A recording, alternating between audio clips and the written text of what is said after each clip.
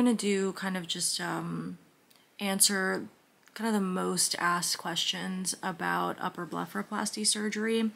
Right now I'm 3 weeks post-op, and I feel like there were a lot of things about this surgery that not that I wasn't aware of, but you know, it's always one thing searching something and then another thing when you're actually the one going through it. So I'm just gonna answer some of the most basic questions, and then I'll talk a little bit about my personal experience. So how long is the recovery time for blepharoplasty? This is something that I want to talk about because when I was researching the surgery, it was like, oh, in 2 weeks you'll be fine. 2 weeks you're back to normal.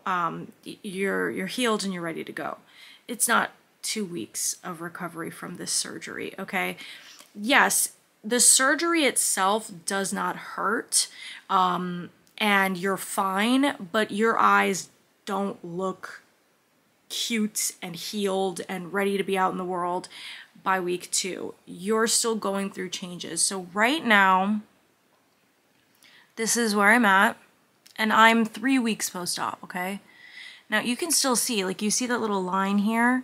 That is my scar. I still have a scar that I have to take care of. I have to stay out of the sun to make sure it's not hitting the scar, and I have to apply scar cream, and it's visible still, okay? And so my eyelids, until this scar completely goes flat and goes away, which is probably going to be the 6-week mark, I'm not going to see the full subtlety of this surgery result. And that's something that I feel like should be kept in mind, because by week 2 I was like, oh my god, no, like this is it, like this is what I'm gonna look like. And it was far from what I was going to look like. And you can check my other videos, because I posted a part 1, a part 2, part 3. I think this is part 4. I know, I'm getting confused.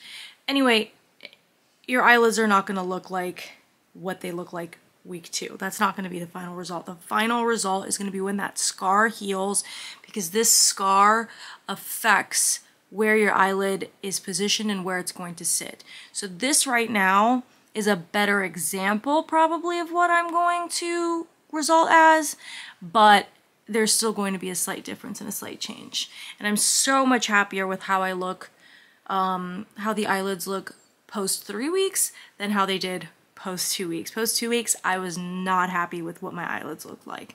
So it takes a minute for you to see the results, okay? It is a decent length of time and a decent process for you to get that final result. And so there's a little bit of like an emotional, you know, roller coaster that you're going through as you're waiting for your final result around that 6-week mark to heal. So that's something to really keep in mind. I wish someone had told me that, or I wish I had read something more about that online, because I always heard about upper bleph is 2 weeks, 2 weeks, you're good 2 weeks. And that's not the case. Okay, next question. What are the risks and potential complications of an upper blepharoplasty? That's going to depend probably highly on your surgeon. I did not have any complications. I felt very safe with my procedure, but some risks that can happen with upper blepharoplasty is if they take off too much skin, then your eyelid won't be able to close because there's not enough skin to allow your eye to close. That can happen. Other complications can be something like they just take off too much skin here, not enough skin here. You have mismatched eyelids. I'm sure you could look pretty botched too, depending on who's doing the job. You know, some people can come out looking like this if they just aren't experienced and are doing the procedure wrong. I'm sure there's other risks involved too. You know, injuries to your eye, things like that, but that's if you're going to someone who's obviously not experienced in their job. How much does upper blepharoplasty cost? I paid exactly $4,000 for my upper blepharoplasty, and that is in Encino, California is where I went. So Encino's in the valley of like kind of, it's like I would still guess, I still count it as like Los Angeles. It's like the valley of LA-ish, but it's called Encino. So I got mine done in Encino, California, and it was $4,000 exactly, and that was for both eyelids to reposition to get rid of hooding and reposition my eyelid line. And that also included the local anesthesia. I did not go under general anesthesia, I went under local, and I was awake for the entire procedure. They just gave me a Xanax to kind of chill out. It's like getting a facial. Will upper blepharoplasty remove hooded eyelids? Yes, that is what I got done. So I have had hooded eyes since I was a kid, and then as I've gotten older, one eyelid in particular got a little bit more hooded and was kind of sagging more over the eyelid. And I love hooded eyes. I think hooded eyes are beautiful, and I did not want to completely get rid of my hooding. I just wanted to match my eyelids up, get some more symmetry. And also I had something that was called like multiple creases. So my eyelids had multiple creases to set into. So sometimes I would wake up and my eyes, you know, depending on, I have allergies. So depending on my allergies, if I was like a little swollen or what, my eyelids would settle into different eyelid creases, different days of the week, different months. So I would have a lot of eyelid shifting going along, and when those shifts would come, more hooding would come depending on where my eyelid was resting in my eye socket. So that is why I got the surgery done and why I wanted to get it done. And so if you do have hooded eyes, yes, it can remove that skin, but I guess I just want to put that like disclaimer out, is that hooded eyes are so pretty. And so sometimes it looks better on people. I think I look better with a little bit of hooding. I wouldn't want to have, you know, like, it's just sometimes that it's just your anatomy and what your face wants to look like, what your face should look like. But if it is something that's really bothering you, you know, yes, it can remove hooded eyelids. Got a text. All right, next question. What is the difference between upper blepharoplasty and brow lift surgery? So this is a really good question, because this was also a question that I had, and when I got my consultation for my hooded eyes, it was something that I asked my doctor, and I had 2 consultations, okay? And I asked both doctors, I go, I don't know what would be better for me. This is kind of what I'm working with. I've got the hooded eyes. I don't know if it would be better to just do a brow lift and then it'll raise that hooding, or if I should just do the blepharoplasty and that will like solve the problem that I seem to be having, or the issue I'm having. Or perhaps a combination of both. Both doctors suggested not to do a brow lift, that the position of my brow was fine, and to just do the upper blepharoplasty would be what would solve my particular problem. So it really depends. It depends on your age. I'm fairly young, so a brow lift wasn't really, you know, in the wheelhouse for me yet.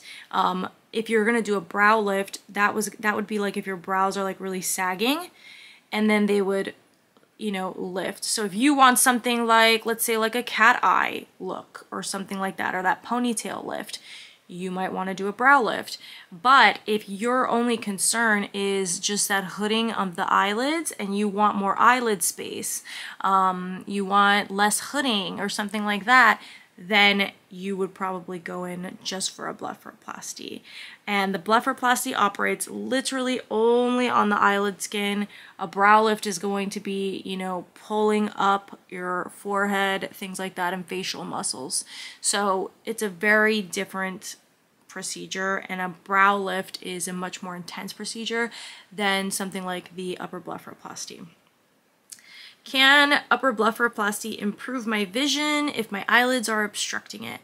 Yes, if you have droopy eyelids, and a lot of Blepharoplasty is covered by insurance if it is affecting your vision. And I know a lot of elderly people, when they get older, that'll like sag and actually start to affect their vision, in which case the insurance will cover it to get that extra skin removed so that they can see. How long do the results of upper blepharoplasty last? Forever is a surgery. It is a permanent procedure. Obviously, as you age and you get older, your skin laxity will change. You know, maybe you'll get some more sagging again, but it's going to last your entire life. And it's probably going to, you know, I've got it now, like when I'm younger in my 30s, it'll probably, you know, kind of cover that window that I probably would have eventually had to have that surgery done, since one of the eyelids was particularly droopy. I probably would have had to have it, you know, anyway, like in the future when I was older. So now I probably just won't have to have it done later on in life. And I say have to, you know, nobody needs surgery, especially if it's for just cosmetic reasons. But it probably would have ended up bothering me in the future as I got older and it started to sag more. So it just kind of is almost not preventative, because I was having issues with it now. But yeah, it's just something that, I don't know what the fuck I'm saying. Okay, is upper blepharoplasty covered by insurance? Okay, I already said that. What should I expect during the upper blepharoplasty consultation? You should expect your doctor to take a look at your face, go in, like my doctor went in and like sized my eyeballs to say like, okay, this eye, like the actual eyeball is like bigger on one side than the other, so that's going to affect the eyelid and how it sits or how it looks. Taking a lot of measurements, taking measurements of your skin with like a little clamp, kind of going in, measuring, seeing what can be done, if it's going to be a safe procedure for you, how much skin can go, how much is too much, whether, you know, a blepharoplasty is going to be the right decision for you, or if a brow lift is going to be the right decision for you.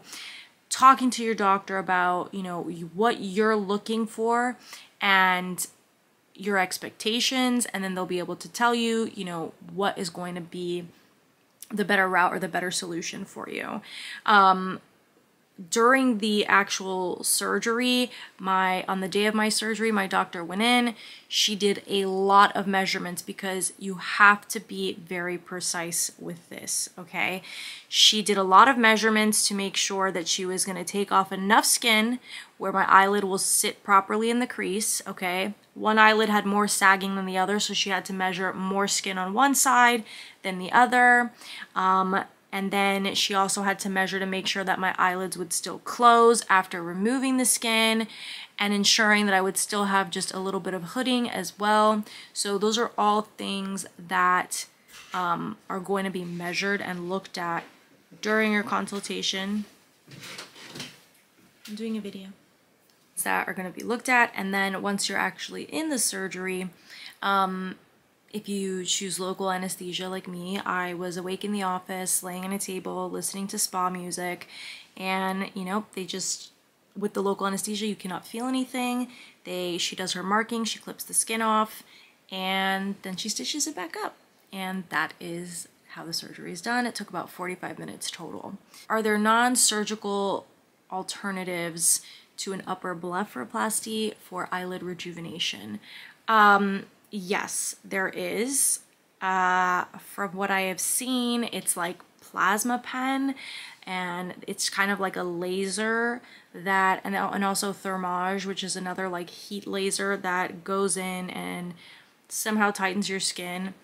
Personally, for me, I don't like to mess with experimental things where you cannot predict the outcome, and I've seen a lot of really scary results from things like plasma pen or thermage, where the person doing it just the settings aren't right, and then instead of getting that like tightening and skin tightening that you want, you get like even more laxity, extra wrinkles, fat being destroyed and things like that. And you know, for me, that kind of experimentation is not worth it for me, because it's like you almost cannot predict the outcome unless you're going to someone who's super skilled, is like they've done this like their whole life. But I find it's actually kind of hard to find a person that I can trust with a laser or something like that, especially for this kind of thing.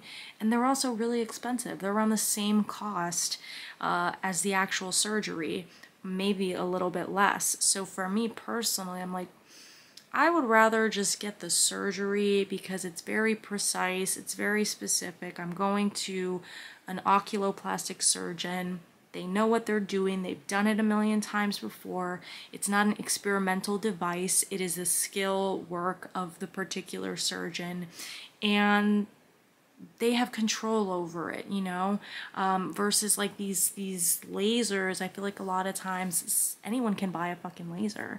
Any spa can buy one of these thermage lasers and start offering eyelid rejuvenation. And it's just like some random person that just got out of, like, I don't know, nursing school or aesthetic, you know, skincare boot camp, and is then coming over here and doing your eyes. I'm like,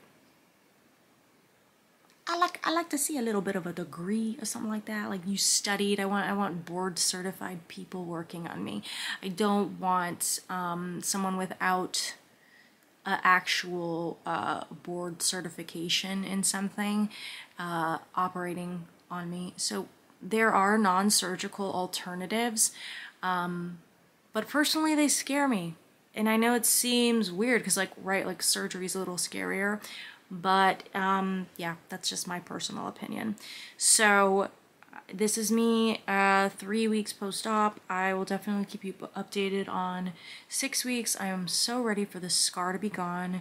I'm still using my scar cream. Scars on the eyelids, I have read, heal very nicely and can be completely invisible eventually once they heal. I'm really looking forward to the final results, and right now I'm really loving what my eyelids have come to.